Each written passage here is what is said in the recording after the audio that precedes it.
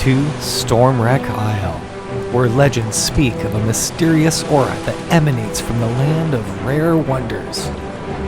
A place known for peace and reconciliation, many simply seek to understand their fate in this world. Others seek answers to unsolved mysteries, while another may seek a specific individual to make amends for past mistakes. For all that journey to the island, none shall return the same as they left. A large, open-air temple comes into view, perched on the edge of a cliff high above you. The ship drops anchor at the mouth of the harbor, while the two sailors row you ashore.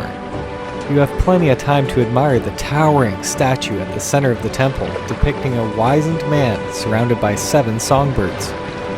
A long path winds down the side of the cliff from the temple, dotted along the way with doorways cut into the rock. As the sailors secure the boat to the dock, they hear a rustling sound coming from the back. Well, that's new. The sailor suddenly sees a child pop out of that bag. No, that's not good. Daphne immediately greets the wood elf child, Greetings. and Marielle responds excitedly. Yes. With a bit of concern on Daphne's face, she asks Marielle, "Where did you come from? Where are your parents?" I don't know. Oi, I don't like that. In a panic, Marielle responds, my cat, I need to find my cat. Have you seen my cat?" Even more confused, Daphne replies with, Pardon me, but I didn't understand that at all. I don't know. Wolf, now hearing the distress in the child's voice, joins the conversation and wants to know what's going on. The words you're saying don't make any sense to my ears. Marielle wipes the sleep from her eyes and reacts very annoyed, Anything else want to make my day a little more obnoxious? while the thief slips into the background. As the party begins to leave along the dock, one of the sailors yells from the boat, Good luck with your mission. Go on, get out of here. with everyone completely unaware, limbs begin to pop out of the water in the distance. The refugee crisis has stoked up fears that Baldur's Gate might suffer the same fate as Elgin. Of course. Round 1, fight. Wolf runs 35 feet around the dock, attempting to grab the two sailors. Daphne propels a ray of frost, Yes. impeding the zombies' movement forward. Marielle hurls one of her own, Go soak your head. freezing the zombies' arms against the side of the boat. As both sailors desperately try to escape the boat, Round 2, fight. Wolf grabs both of them from behind and heaves them outside of the boat as they all land on their backs onto the dock. Daphne fires another ray of frost, Yes. slowing its movement as it reaches out. Marielle follows up, Off my boat. freezing it solid. Wolf launches his longbow at full power, pinning it to the boat. The sailor spears the frozen zombie in disgust. The other sailor pierces the zombie's rotting flesh. With 2 zombies completely frozen to the boat, the third zombie has an arrow lodged into its forearm, connecting it to the boat, preventing it from moving forward. Round 3, fight. Wolf immediately unsheathes his greatsword and lops off the head of one of the zombies as it rolls along the dock. If it's a fight they want, well, let's oblige. Marielle and Daphne run 25 feet around the dock to see what's going on. The sailor continues to stab the zombie in front of her, while the other sailor winds up and impales the back of the skull, having its eyeballs dangle in front of its face. The remaining zombie, still facing the party with its arms frozen solid to the side of the boat, moaning and groaning, unable to move. No way. No way in hell. The sailors refuse to touch the dead. Wolf heroically jumps in the boat, rolling 2 of the zombies off into the water. With the third one, he kicks its body, snapping its arms as they're still frozen to the boat, and its face still staring at Wolf as it slowly descends into the ocean. Wolf turns around with a smile. As happy as I am to see your gracious faces, I do have a lot of work to do. So be safe and come back in one piece, please. The sailors happily agree. Oh, yeah, I can do that. No worries. leaving the party there for but a few days in order for them to complete their mission before they return to gather them. There's a wizard named Traxicor who lives in a tower just 20 miles from here. I've loaned him a spell or two, so he owes me a favor. Feeling confident after the fight, Daphne begins to boast of her prestige within Neverwinter. Oh! Failing to notice the rock is covered in moss and slime, making it slick and slippery. Feel free to take a swim. Most certainly not. Feeling foolish, Daphne swims over and clings to the edge of the rock pillar. Sorry, don't... Refusing Wolf's assistance, she pulls herself out of the water, stands up, shakes the water off, starts muttering to herself under her breath, looks at Wolf, smiles, and then says, Be a dear. "Since you obviously can handle yourself, would you mind taking the lead?" But of course. Wolf reciprocates gallantly. Best of luck to you. I wish you the best. Oh, wow. Yes, of course. Wolf slowly approaches the long wooden rickety bridge as Marielle jumps on his back, ready to go along. All hands, pants on arses and arses on deck. Wolf slowly walks along, compensating for each step to keep the bridge in line. You be safe out there. Yells Marielle as Daphne navigates each wooden plank cautiously as she slowly continues along the bridge. Once Daphne makes her way across the bridge, she takes a deep breath and then immediately gets down to business, reaching inside of her backpack. Here, I have a map that may help you. Please do, yes.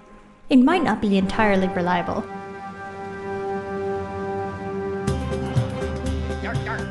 Your arrival quickly draws the attention of the entire population of the place, which consists mostly of kobolds. These small reptilian folk eye you curiously while a couple of humans watch from a distance. All the cloister's residents are dressed in simple clothes, and no one carries a visible weapon. One of the kobolds pipes up with, "What's your name?"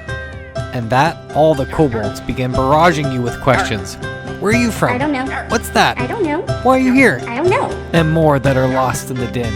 Wolf and Marielle seem to enjoy the warm welcome before one of the kobolds begins to tug at Daphne's dress, trying to get her attention. Having Daphne quickly respond, smacking the kobold's hands, stunning him. The wet slap sound carrying across the cliffside. The other kobolds are startled from this and flee the area, afraid they have offended their newfound guests. Once the kobolds have dispersed, you notice a thin, tightly muscled human woman in the background. As she slowly approaches the party, she suspiciously looks at them, saying, What are you doing here? The woman's black hair is cropped close to her scalp, and her light brown skin bears many scars, one of which runs across her left eye, which is milky and blind. Wolf, who loves to study history, recognizes her facial features and says, I believe you are the respected and feared General Varnoth Wender of the Azure Wolves, Yes. replies Varnoth, turning her attention to Wolf, scanning his body up and down, squinting her eyes and looking very impressed.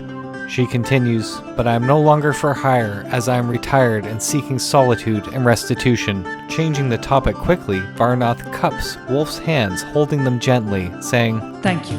for keeping our sailors safe and taking care of those zombies down at the docks, as Varnoth nods her head in appreciation. Daphne quickly interjects, Pardon me, but I don't understand. Are there going to be any more of these walking corpses looming around the island? She inquires. In which Varnoth responds with a puzzled expression. I'm not sure. Possibly. Marielle gets distracted and becomes mesmerized by the beautiful statue carved from rock. That's new. As everyone gathers around to observe the beautiful monument, Daphne ponders aloud. Maybe. Yes. Of course. Deducing the physical signature trademarks of a bronze dragon, a member of the metallic family. Quickly changing the subject again, Varnoth emphatically encourages the group to visit their elder, Renara. She is our protector. She loves us all. She can help. Wolf enthusiastically responds, Actually, yes. I was told to seek Dragon's Rest for guidance and enlightenment, Wolf proudly pointed out. Yes. Varnoth extends her arm facing the top of the cliff, saying, Simply follow along the cliff until you reach the top where the temple lies, where I'm sure Renara will be able to give you the guidance and wisdom that you have been seeking. After gazing at the steep cliff facing the temple, Wolf turns around and notices Marielle has run ahead of them. Be safe. Yes.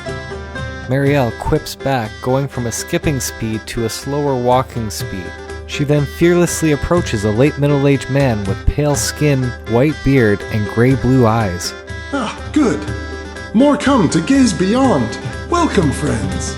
He then begins to stand up, dusting his hands off from the soil, as it appears he's been gardening some vegetables, herbs, and flowers. As the two approach, Daphne questions the old man. Pardon me, but I don't understand that. What is with the unique design on the back of your hands? I've never seen such unique tattoos before. What do they represent? I'm not sure. No, I don't know about that. Going from calm and cool to nervous and anxious, the old man quickly gathers his things and says that he's getting ready for dinner. Yes, I'm just getting my vegetables and herbs ready. Do go to the kitchen now if you are hungry. Enjoy the rest of your stay. He abruptly walks past everybody, heading towards the bronze statue, as if he's late for an event. I'm suspicious. While the other two seem very unsure. I don't know. You know more than I do. Wolf shrugs his shoulders and then turns around to continue up the side of the cliff, as the others follow behind. As they continue along the cliff, a small freestanding building halfway up the path has a peaked roof and a weathered wooden door. A sturdy wooden pallet wrapped with rope hangs beneath the building on an iron chain, lying flat against the cliff face. As the party ascends along the cliff, a doorway in the rock opens into a dining room with a long table. The aroma of a succulent gourmet meal immediately infiltrates the senses, and Marielle stops to take a look. Yes. Daphne quickly reassures Marielle Yes, that they indeed indeed. will be eating, but insists that they speak with Renara before they do anything. As they continue to approach the temple, of all the doorways cut into the cliff face, only one has an actual door. This entry's door is made of sturdy oak with iron bands, and it swings open easily to reveal a spacious library. Yes. Daphne, excited to look inside, quickly remembers that she just promised Marielle that they would eat after speaking with Renara. Wolf continues to lead the pack until they arrive at the entrance of the temple, where he recommends devising a strategy as to who should speak with Renara first. No. Marielle ignores Wolf and bolts inside to get there first. Ah, good to see you've arrived safely as expected. An elderly woman with a cane opens her arms with a warm welcome and invites them in. In the center of the temple stands a stone statue of a kind-looking old man with canaries perched on his hands, shoulders, and head. A feeling of serenity suffuses the place. Marielle innocently runs up to the nice-looking woman and then asks repeatedly, "Are you the one that can help find my cat? Do you know where my cat is?" You're not making any kind of sense, young one. I don't know. "I don't know where my cat is. I don't know where I am. I don't know how I got here." You did explain the deal to your comrades here, yes? Yes. Well, Renara replies, "I may not know your destiny, but destiny has led you here to Stormwreck Isle. However, I can say, I believe your love is at the heart of this island. Do not venture alone, my child. Stay with your friends, and all shall work itself out." Yes. Daphne takes one step forward with her index finger pointing up. According to one of my trusted colleagues that used to reside in Candlekeep is now currently missing. This letter was with a map. Here, I have a map that may help you. In short, the letter spoke of an arcane observatory built on a nearby island by wizards long gone, and it hinted at powerful magic hidden there. A small cloister known as Dragon's Rest also resides on the island. The caretaker of the cloister's temple to the dragon god Bahamut, who is a patron of heroes and a champion of justice, must have information regarding the observatory. yes. Many have sought the knowledge contained in that place. I can direct you there, but first you need to show me you are worthy. She promises to direct the wizard to the observatory after the characters help the residents here at Dragon's Rest. Renara then turns her head, facing Wolf, standing silently behind the other two. Let us chat a bit. Wolf explains he spent the last few years in Neverwinter as a carpenter working at the city's bustling docks. but it's been clear to him for many years now that he is destined for something much more. After standing up to an abusive captain, his fellow dock workers recommended that he visit a remote cloister of Dragon's Rest, which lives an old sage who is supposed to possess great wisdom or possibly supernatural insight. What do you mean? Renara looks confused. Don't you know your own name, Sparrow? Wolf, equally confused, says, I don't actually know what you're asking me.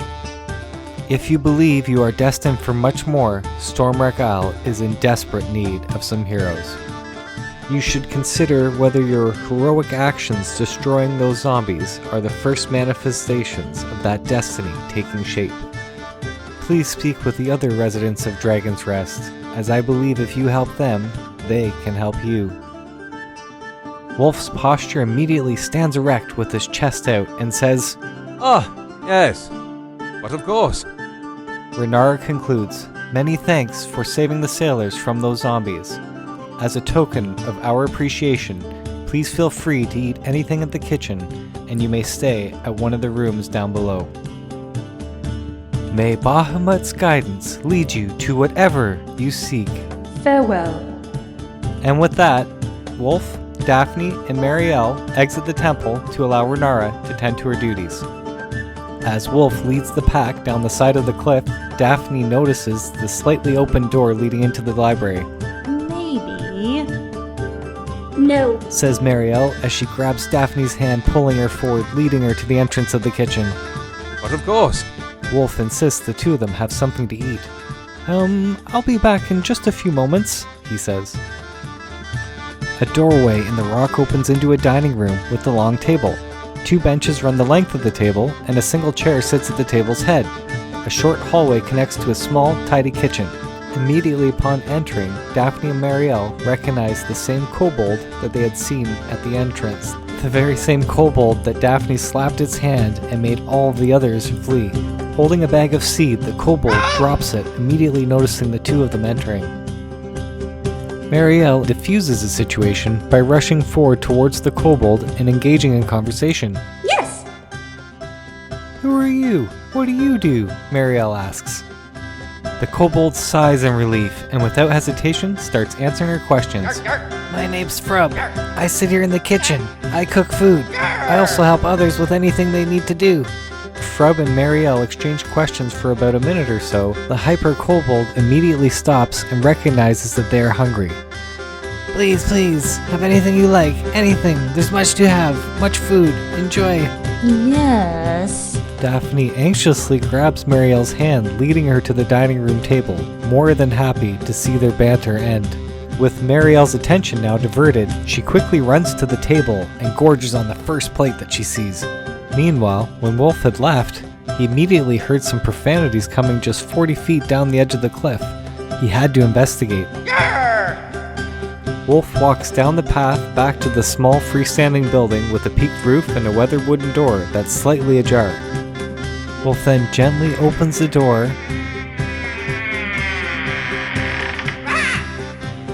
Now, Wolf is unsure of how to properly introduce himself to the startled kobold. Oh, well, good day to you as well, I suppose. Not understanding the draconic tongue, Wolf panics and responds with, Perhaps in common this time, please? The kobold sighs and says, Yeah, it's just that the winch, it's stuck. Our rope is caught on some sort of branch along the cliffside, and we need it to be able to pull our supplies up. I think you're gonna have to climb down and wedge it out or something. Wolf's eyes squint in contemplation, and his chin jolts to the side. Wolf calmly walks over to the edge of the cliff, looks down, sees that the rope is tangled on a branch, with his eyes following along to a rowboat and another kobold with a bunch of supplies. He instinctively wraps the rope around his right arm, cradling it with his left, firmly grips it, and then, with all his might, pulls as hard as he can. With tremendous force and a loud crack, the branch snaps and flies off the cliffside into the air.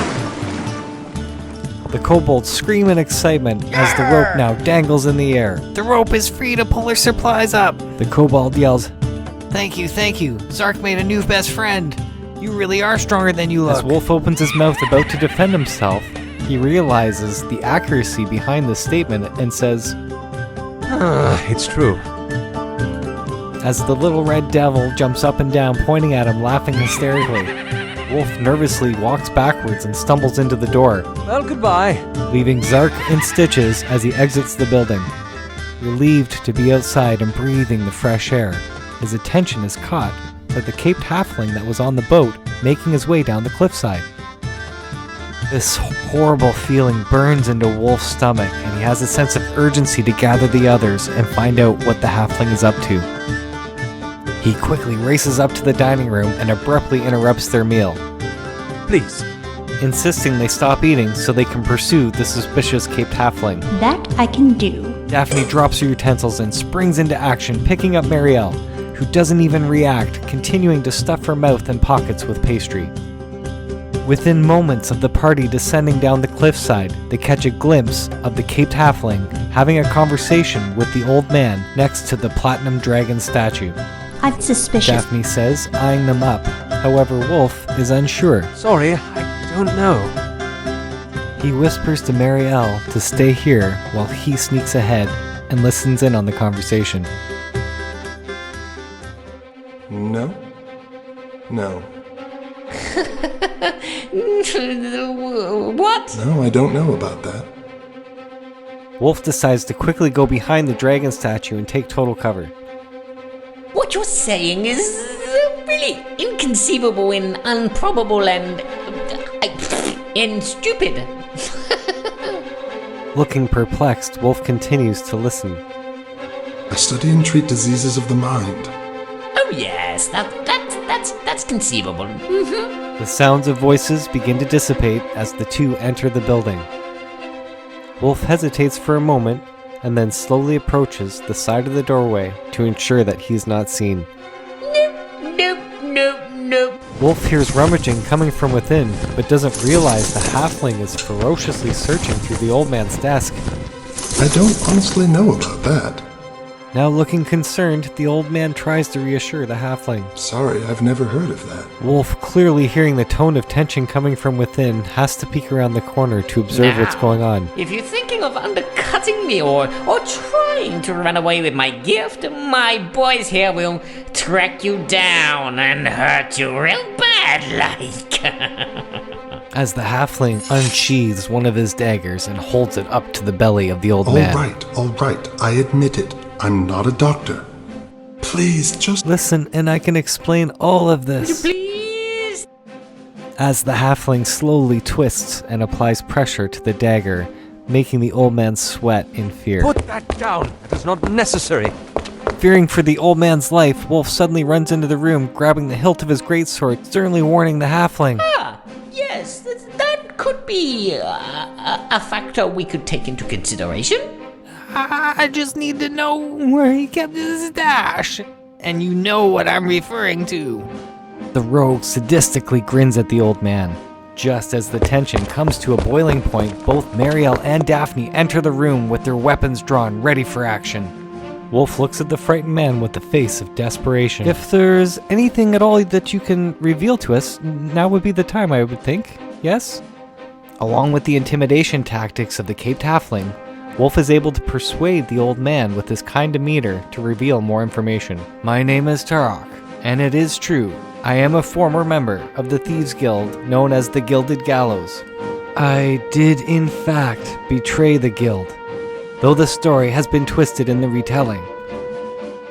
Tarok explains that his last assignment for the guild was to assassinate a traitor who was his lover. The two tried to flee Eltergard together, but his lover was killed by another assassin.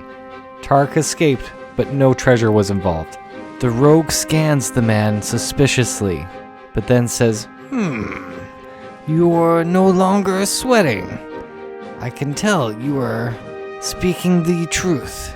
yes. Tarek explains to the group that this is why he has come to Dragon's Rest, not only to seek reconciliation, but to use his botanical expertise to provide food and medicine for the cloister's residents. Unfortunately, I cannot even provide for my family as of late, as Tarok hangs his head low in shame. I haven't the slightest idea what you were trying to say. You see, I frequently visit the sea caves on the south side of the island to acquire heartcap mushrooms from the myconids that live there. I use these mushrooms to make potions of healing. But the myconids have installed a fearsome guardian at their caves. I don't understand. You seem like you might be strong enough. Actually, yes. That shouldn't be a problem. I expect to be reimbursed, though, within the 10-day period. A reward? Well, I do have a few healing supplies that I've scraped together. The potions you can have now. Yes, of course. Tarok seems very relieved and asks for your map so he can mark the location. Please, hurry, Tarok exclaims.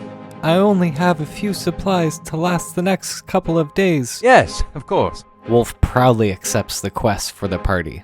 An extremely grateful Tarok escorts the party outside of his building and explains there are 2 routes they can take to get to Seagrow Caves. The first option involves walking around the coast of the island for about 7 miles, taking around 2 hours and 20 minutes at normal walking pace.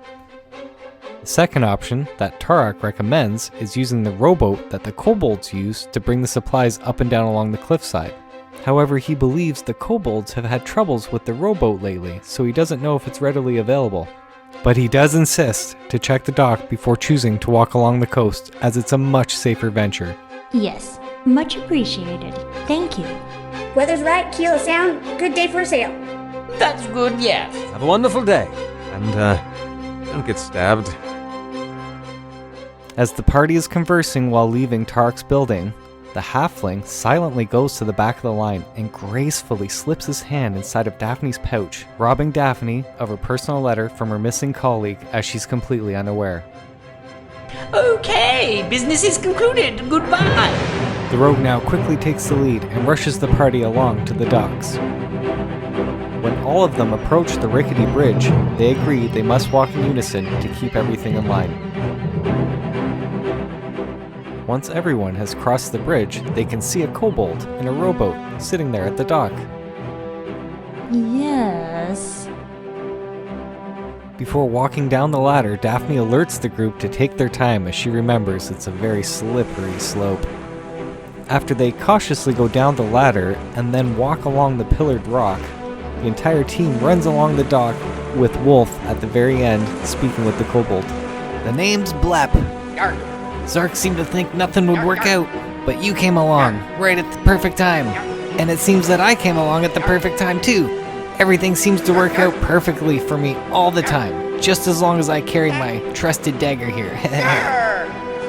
Not really sure what to say to that, Wolf responds with, Be safe and, well, goodbye. Marielle shouts from the rowboat. On deck, you lot, there's work to be done. That I can do. Daphne says as she smiles with a curious expression on her face. That's correct, yes. Daphne's curious smile quickly transforms into a weary expression as she gazes at the grimacing halfling. Hello. Great to meet your acquaintance. Wolf introduces himself as he begins to sit down inside of the boat. No, I can't do that. His eyes quickly darting around and a frown on his face, he abruptly turns around as the boat departs the dock. Along their 3-hour journey, Daphne prepares her spells, as studious as she always is. Marielle is mesmerized by the seaweed shimmering in countless brilliant colors below. Wolf contemplates his destiny, wondering if fate will reveal itself. And Delep is still a complete mystery. After navigating the rigid rock walls with their map, they finally arrive at Seagrow Caves. Walkways formed by the tops of stone columns line the sides of the tunnel. Multicolored fungus covers the walls of this tunnel, its bioluminescent glow filling the cavern with dim light. Oh, wow. Let us chat a bit. Wolf would like the team to discuss the best strategy on how to enter the cave. I don't understand. However, it is already too late. The halfling rogue has already dove into the water, making his way to the entrance. Oh, thank you for coming and goodbye. You ever just want to drag someone up a waterfall with a rope? Because I sure do. A subtle vibration can be felt rumbling the boat as the surface of the water begins to swirl with colorful, faintly glowing spores, perhaps reacting to the movement of something under the surface. A monstrous, undead octopus emerges from the water, flailing its body around as the weight of the tentacles are about to drop down and crush the rowboat, along with the occupants inside. Be sure to subscribe and don't miss out to see how my party handled this adventure using the entire Warlock Tile gaming system. See Grow Caves Chapter 2 coming very soon.